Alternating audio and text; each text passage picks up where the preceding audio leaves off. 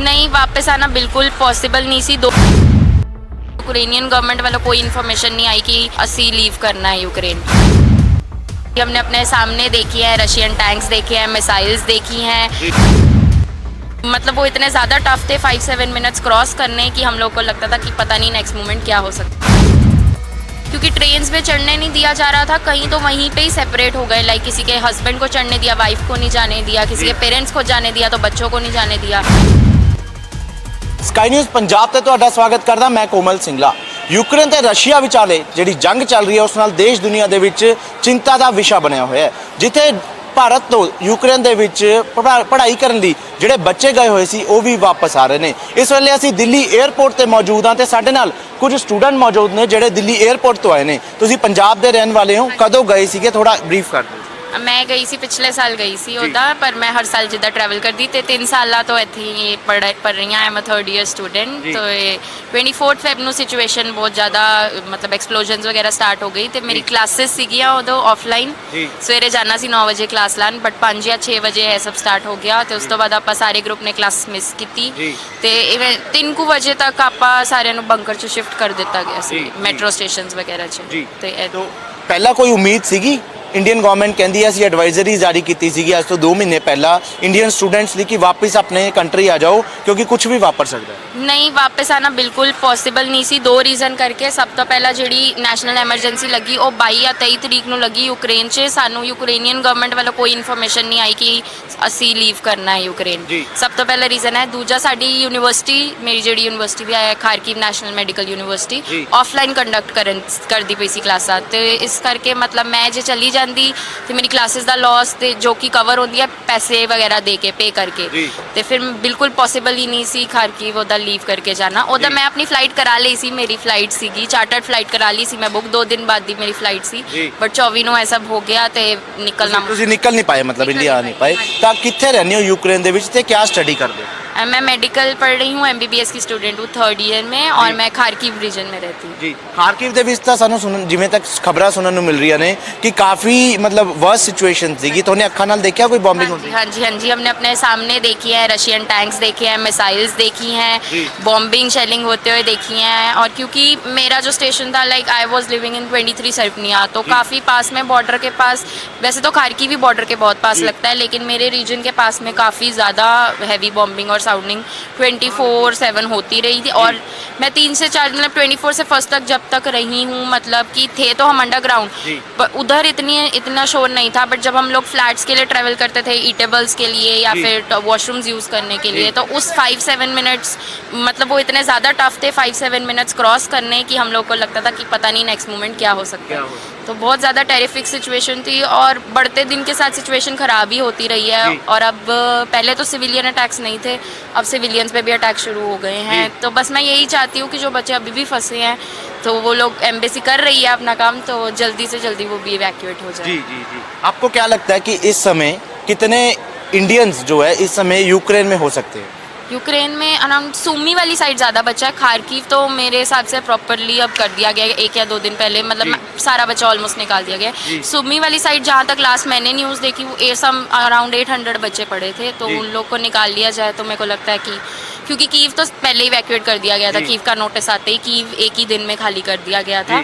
तो उसके बाद जब खारकिव का भी आने लगा कि नेक्स्ट डे खारकिव की सिचुएशन ख़राब होगी, तो हम लोगों ने भी डिसीजन लिया कि हम वेस्ट पे ट्रैवल करते हैं। ट्रेन के थ्रू आए, बॉर्डर क्रॉस किया। 1st को मैंने निकली, 3rd को मैंने बॉर्डर क्रॉस कर लिया था। 2 दिन क्यों लगे बॉर्डर क्रॉस करने में? कितना दूर था बॉर्डर, मतलब आपके घर से? 300 किलोमीटर्स दूर था वेस्ट पे ट्रैवल करना, तो वाया ट्रेन्स ही पॉसिबल था। और ट्रेन्स में भी बहुत ज़्यादा स्ट्रगल थी, क्योंकि ट्रेन्स में इंडियंस को एंट्री ही नहीं दे रहे थे।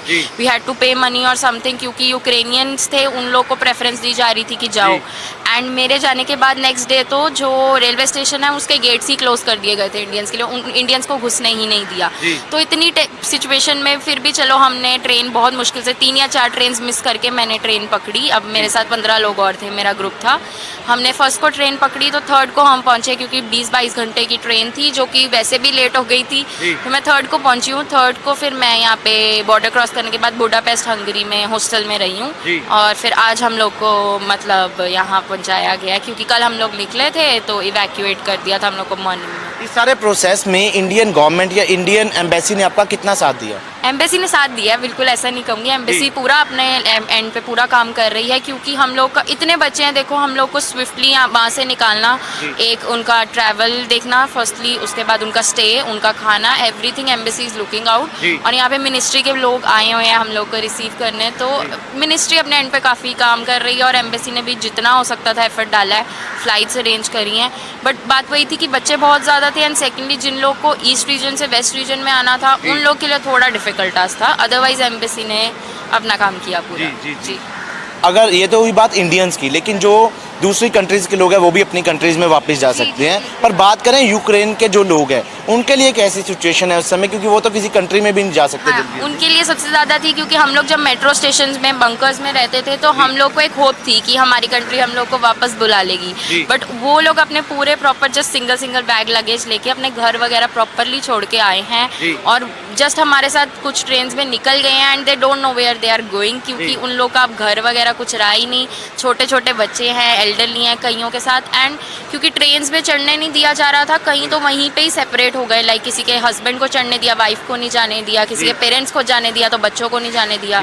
तो वो बहुत ज़्यादा सिचुएशन हर्ट करती है, क्योंकि मतलब अगर आप अदरवाइज भी वॉर से बच के आ रहे हो तो you need some support of family. तो उन लोग का वो भी ज़्यादा वीक होता जा रहा था फैमिली सपोर्ट, क्योंकि वो लोग सेपरेट होते जा रहे थे। तो मैं यही कहूँगी कि मैं आई एम थैंकफुल कि चलो मैं इंडिया से हूँ, मुझे मेरी कंट्री ने बुला लिया है, बट उन लोग के लिए तो सब वहाँ तबाह हो चुका है बिल्कुल। तो they'll have to start from new from. ਤੁਸੀਂ ਪੰਜਾਬ ਦੀ ਧੀ ਹੋ ਕਿ ਇਹ ਵੀ ਸੁਣਨ ਨੂੰ ਮਿਲ ਰਿਹਾ ਕਿ ਉੱਥੇ ਦੀ ਜਿਹੜੀ ਆਰਮੀ ਹੈ ਯੂਕਰੇਨ ਦੀ, ਉਹ ਪੰਜਾਬ ਦੇ ਜਿਹੜੇ ਮਤਲਬ ਜਿਹੜੇ ਜਵਾਨ ਮੁੰਡੇ ਨੇ 18 ਸਾਲ ਤੋਂ ਵੱਡੇ ਨੇ ਉਹਨਾਂ ਨੂੰ ਆਪਣੀ ਆਰਮੀ ਦੇ ਵਿੱਚ ਕਿਤੇ ਯੂਟਿਲਾਈਜ਼ ਕਰ ਰਹੀ ਹੈ, ਹੈਲਪ ਲੈ ਰਹੀ ਹੈ ਉਹਨਾਂ ਦੀ। ਜੀ ਹਾਂ, ਉੱਥੇ ਇੱਕ ਰੂਲ ਉਹਨਾਂ ਨੇ ਲਾਤਾ, ਜ਼ੈਲੈਂਸਕੀ ਸਰ ਨੇ ਇੱਕ ਰੂਲ ਲਾਤਾ ਸੀ ਕਿ 18 ਤੋਂ 60 ਇਅਰਸ ਵਾਲੇ ਜਿਹੜੇ ਹੈਗੇ ਲੋਕ ਉਹ ਬਾਰਡਰ ਕ੍ਰਾਸ ਨਹੀਂ ਕਰਨਗੇ, ਉਹ ਆਪਣੀ ਕੰਟਰੀ ਲਈ ਲੜਨਗੇ। ਉਹਨਾਂ ਨੂੰ ਹਥਿਆਰ ਵੰਡੇ ਗਏ ਕਿ ਤੁਸੀਂ ਫੜੋ ਹਥਿਆਰ, ਤੁਸੀਂ ਆਪਣੀ ਕੰਟਰੀ ਲਈ ਲੜੋ। ਤੇ ਜੋ ਵੀ ਵੋਲੰਟੀਅਰ ਕਰਨਾ ਚਾਹੁੰਦੇ ਸੀ 18 ਤੋਂ 60 ਇਅਰ ਤੱਕ ਉਹ ਲੜ ਸਕਦੇ ਸੀ। ਮਤਲਬ ਇਹ ਮੈਂਡੇਟਰੀ ਹੈ ਕਿ ਜਿਨ੍ਹਾਂ ਜਿਹੜੇ ਵੀ 18 ਤੋਂ 60 ਸਾਲ ਤੱਕ ਦੇ ਨੇ ਵੀ ਉਹਨਾਂ ਨੇ ਹਥਿਆਰ ਫੜ ਕੇ ਉੱਥੇ ਹੈਲਪ ਕਰਨੀ ਹੈ ਉਹਨਾਂ ਦੀ ਆਰਮੀ ਦੀ, ਜਾਂ ਸਿਰਫ ਇਹ ਆਪਸ਼ਨ ਹੈ, ਚੋਇਸ ਹੈ? ਨਹੀਂ, ਉੱਥੇ ਇੱਕ ਰੂਲ ਇਹ ਹੈਗਾ ਕਿ ਮੁੰਡਿਆਂ ਨੂੰ ਉਹਦਾ 2 ਜਾਂ 3 ਸਾਲਾਂ ਦੀ ਟ੍ਰੇਨਿੰਗ ਆਰਮੀ ਦੀ ਹਰ ਮੁੰਡੇ ਨੂੰ ਦਿੱਤੀ ਜਾਂਦੀ ਹੈ, ਇਹ ਰੂਲ ਜ਼ਰੂਰ ਹੈ। ਬਟ ਜਦੋਂ ਦੀ ਸਿਚੁਏਸ਼ਨ ਡਿਟੀਰੀਓਰੇਟ ਹੋਈ, ਮੇਬੀ ਆਰਮੀ ਕਮ ਸੀ ਜਾਂ ਜਿੱਦਾਂ ਸਟਾਰਟਿੰਗ ਦਾ ਜੋ ਵੀ ਸੀਨ ਸੀ, ਉਸ ਤੋਂ ਬਾਅਦ ਇੱਕ ਲਾਅ ਲਾਇਆ ਗਿਆ ਕਿ 18 ਤੋਂ 60 ਵਾਲੇ ਬਾਰਡਰ ਕ੍ਰਾਸ ਹੀ ਨਹੀਂ ਕਰਨਗੇ। 18 ਤੋਂ 60 ਵਾਲੇ ਮਾਰਸ਼ਲ ਲਾਅ, ਹਾਂਜੀ ਮਾਰਸ਼ਲ ਲਾਅ ਲਾਇਆ ਗਿਆ ਕਿ 18 ਤੋਂ 60 ਵਾਲੇ ਸਾਰੇ ਉੱਥੇ ਰਹਿਣਗੇ ਤੇ ਆਪਣੀ ਕੰਟਰੀ ਲਈ ਫਾਈਟ ਕਰਨਗੇ। ਵੈਪਨਸ ਵਗੈਰਾ ਸਾਰੇ ਜੋ ਮਤਲਬ ਉਹਨਾਂ ਨੂੰ ਪ੍ਰੋਵਾਈਡ ਕੀਤੇ ਜਾਣ। ਜੀ ਬਿਲਕੁਲ। ਤਾਂ ਸਾਡੇ ਨਾਲ ਇਹਨਾਂ ਦੇ ਪਿਤਾ ਜੀ ਵੀ ਮੌਜੂਦ ਨੇ, ਗੱਲਬਾਤ ਕਰ ਲੈਂਦੇ ਹਾਂ। ਤੁਸੀਂ ਸਰ ਕਿੱਥੋਂ ਤੇ ਕਿਵੇਂ ਦਾ ਮਹਿਸੂਸ ਕਰ ਰਹੇ ਹੋ, ਤੁਹਾਡਾ ਬੱਚਾ ਵਾਪਸ ਆਇਆ? ਅਸੀਂ ਲੁਧਿਆਣਾ ਤੋਂ ਹਾਂ ਜੀ, ਪੰਜਾਬ ਤੋਂ, ਤੇ ਬੇਟੀ ਅੱਜ ਵਾਪਸ ਆ ਗਈ ਹੈ। ਬਹੁਤ ਹੀ ਜ਼ਿਆਦਾ ਖੁਸ਼ ਹੈ। ਸਾਰੀ ਟੈਨਸ਼ਨ ਜਿਹੜੀ 24 ਤਰੀਕ ਤੋਂ ਚੱਲ ਰਹੀ ਹੈ ਉਹ 2-3 ਦਿਨ ਪਹਿਲਾਂ ਹੀ ਵੈਸੇ ਖਤਮ ਹੋ ਗਈ ਸੀ, ਜਦੋਂ ਹੰਗਰੀ ਦਾ ਬਾਰਡਰ ਕ੍ਰਾਸ ਕਰ ਲਿਆ ਸੀਗਾ। ਤੇ 3 ਦਿਨ ਤੋਂ ਬੱਚੇ ਉੱਥੇ ਹੀ ਸੀਗੇ ਤੇ ਥੋੜਾ ਰਿਲੈਕਸਡ ਹੀ ਸੀਗੇ, ਪਰ ਘਰ ਆ ਗਈ, ਬਹੁਤ ਖੁਸ਼ ਹੈ। ਸਾਰੇ ਬੱਚੇ ਵਾਪਸ ਆ ਗਏ, ਬਹੁਤ ਖੁਸ਼ ਹੈ ਜੀ। ਸਰ ਭਾਰਤ ਸਰਕਾਰ ਵੱਲੋਂ ਜਿਹੜਾ ਮਿਸ਼ਨ ਗੰਗਾ ਚਲਾਇਆ ਜਾ ਰਿਹਾ ਹੈ ਉਹਨੂੰ ਕਿੰਨਾ ਕੁ ਕਾਰਗਰ ਮੰਨਦੇ ਹੋ? ਕਾਰਗਰ ਹੀ ਹੈ ਜੀ, ਤਾਂ ਹੀ ਬੱਚੇ ਦੇਖੋ ਐਡੇ ਲੈਵਲ ਤੇ, ਹਾਈ ਲੈਵਲ ਤੇ ਇਵੈਕੂਏਸ਼ਨ ਕਰਨਾ। 20,000 plus Indian citizen plus student ਜੋ ਹੈ ਨੇ, ਸਾਰਿਆਂ ਨੂੰ ਇਵੈਕੂਏਟ ਕਰਕੇ ਸੇਫਲੀ ਆਪਣੇ ਘਰਾਂ 'ਚ ਪਹੁੰਚਾਉਣਾ ਬਹੁਤ ਸਕਸੈਸਫੁਲ ਮਿਸ਼ਨ ਹੈ ਜੀ। ਤੇ ਕੀ ਤੁਹਾਡੇ ਬੱਚੇ ਦੀ ਪੜ੍ਹਾਈ ਪੂਰੀ ਹੋ ਗਈ ਸੀਗੀ ਜਾਂ ਹੁਣ ਅੱਗੇ ਫਿਊਚਰ ਕਿਵੇਂ ਦੇਖਦੇ ਹੋ? ਨਹੀਂ, ਮੈਂ ਸਰਕਾਰ ਨੂੰ ਇਹ ਕਹਿਣਾ ਚਾਹਾਂਗਾ, ਬੱਚੇ ਦੇਖੋ ਜਿਨ੍ਹਾਂ ਦੀ ਤਾਂ 6th ਈਅਰ ਸੀਗਾ ਫਾਈਨਲ, ਉਹ ਤਾਂ ਇੰਟਰਨਸ਼ਿਪ ਵਗੈਰਾ ਕਰ ਲੈਣਗੇ ਇੱਥੇ। ਬਾਕੀ ਜਿਹੜੇ ਬੱਚੇ ਮਿਡਲ 'ਚ ਨੇ, 2nd, 3rd, 4th ਈਅਰ, ਉਹਨਾਂ ਦਾ ਫਿਊਚਰ ਤੇ ਅਜੇ ਅਨਸਰਟਨ ਹੀ ਹੈ, ਕਿਉਂਕਿ ਜੋ ਜਿੱਥੇ ਪੜ੍ਹਦੇ ਸੀ ਬੱਚੇ, ਖਾਰਕੀਵ ਕੀਵ ਵਗੈਰਾ, ਉੱਥੇ ਬਹੁਤ ਜ਼ਿਆਦਾ ਤਬਾਹੀ ਹੋਈ ਹੈ ਔਰ ਜਲਦੀ ਉਹ ਮਤਲਬ ਡਿਵੈਲਪ ਹੋਣ ਨਹੀਂ ਲੱਗੇ, ਵਾਪਸ ਆਪਣੇ ਪਹਿਲੇ ਰੂਪ 'ਚ ਨਹੀਂ ਆਉਣ ਲੱਗੇ। ਤੇ ਯੂਨੀਵਰਸਿਟੀਆਂ ਦੇ ਵੀ ਹੋਏ ਨੇ, ਮਿਜ਼ਾਈਲ ਅਟੈਕ ਹੋਏ ਨੇ, ਸਾਰੀ ਇੰਸਟੀਟਿਊਸ਼ਨ ਵਗੈਰਾ ਖਤਮ ਕਰ ਦਿੱਤੀਆਂ ਗਈਆਂ। ਤੇ ਇਹ ਹੁਣ ਗੌਰਮੈਂਟ ਨੂੰ ਅਪੀਲ ਹੈ, ਸਾਰੇ ਸਟੂਡੈਂਟਸ ਵੱਲੋਂ, ਉਹਨਾਂ ਦੇ ਮਾਪਿਆਂ ਵੱਲੋਂ, ਬਈ ਗੌਰਮੈਂਟ ਨੂੰ ਰਿਕੁਐਸਟ ਹੈ ਕਿ ਬਈ ਇਹਨਾਂ ਦੇ ਫਿਊਚਰ ਬਾਰੇ, ਬੱਚੇ ਸਾਰੇ ਆ ਜਾਂਦੇ ਨੇ ਤੇ ਸਾਰੇ ਇਹਨਾਂ ਦੇ ਫਿਊਚਰ ਬਾਰੇ ਜੋ ਵੀ ਹੈਗਾ ਐਕਸ਼ਨ ਲਿਆ ਜਾਏ ਜਲਦੀ ਤੋਂ ਜਲਦੀ। ਇੱਕ ਪਾਸੇ ਨੈਸ਼ਨਲ ਮੈਡੀਕਲ ਜਿਹੜੇ ਇੰਸਟੀਟਿਊਸ਼ਨਸ ਨੇ ਉਹਨਾਂ ਨੇ ਜਿਹੜੇ ਫੋਰਨ ਗ੍ਰੈਜੂਏਟਸ ਨੇ ਤੇ ਇੰਟਰਨਸ਼ਿਪ ਹੈ ਉਹ ਫ੍ਰੀ ਕਰਤੀ, ਉਹਨੂੰ ਕਿਵੇਂ ਦੇਖਦੇ ਹੋ? ਕਿਸ ਤਰ੍ਹਾਂ?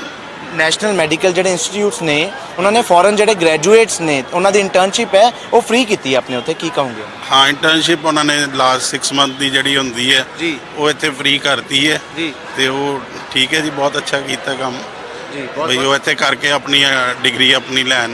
ਜੀ ਵੈਸੇ ਵੀ ਇੰਡੀਆ ਵਿੱਚ ਸ਼ਾਰਟੇਜ ਹੈ ਮੈਡੀਕਲ ਦੀ, ਪਤਾ ਹੀ ਹੈ। ਜੀ ਬਿਲਕੁਲ ਕਰੋਨਾ ਦੇ ਟਾਈਮ 'ਚ ਵੀ ਅਸੀਂ ਦੇਖਿਆ ਬਈ ਕਾਫੀ ਮੁਸ਼ਕਿਲ ਆਈ ਹੈ ਜੀ ਤੇ ਜੇ ਆਪਣੇ ਦੇਸ਼ 'ਚ ਹੀ ਕਰਨ ਤੇ ਆਪਣੇ ਦੇਸ਼ 'ਚ ਹੀ ਇੱਥੇ ਕੰਮ ਕਰਨ ਤੇ ਬਹੁਤ ਚੰਗੀ ਗੱਲ ਹੈ ਜੀ। ਬਹੁਤ ਬਹੁਤ ਧੰਨਵਾਦ।